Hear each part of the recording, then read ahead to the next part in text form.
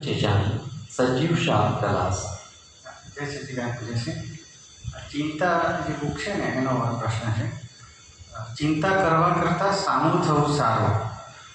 ચિંતાના અહંકાર કરતાં સામા થવાનો અહંકાર નાનો છે.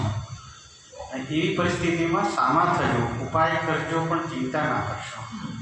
તો આ સામા થવું એટલે આવી પડેલી મુશ્કેલી હવે જે થાય તે કરે, હિંમતે મરદા તો મદદે દાદા. બરોબર.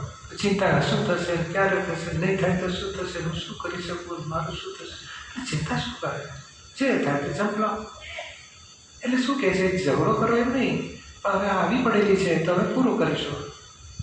શક્તિ માગો દાદા ભગવાન, આવી પડેલી માઇન્ડ સંભાવને કામ કરો.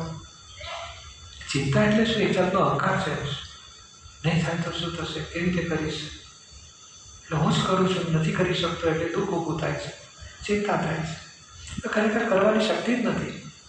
એટલે આપણે દાખલો લીધો ને, 12મે માળે જવું હોય તો કેટલા માણસોની જરૂર પડે લિફ્ટને 12મે માળે પહોંચાડીએ. આપણે જવું હોય તો બટન દબાવવાનું, બટન જ દબાવવાનું છે, ભાવ જ કરવાનો છે.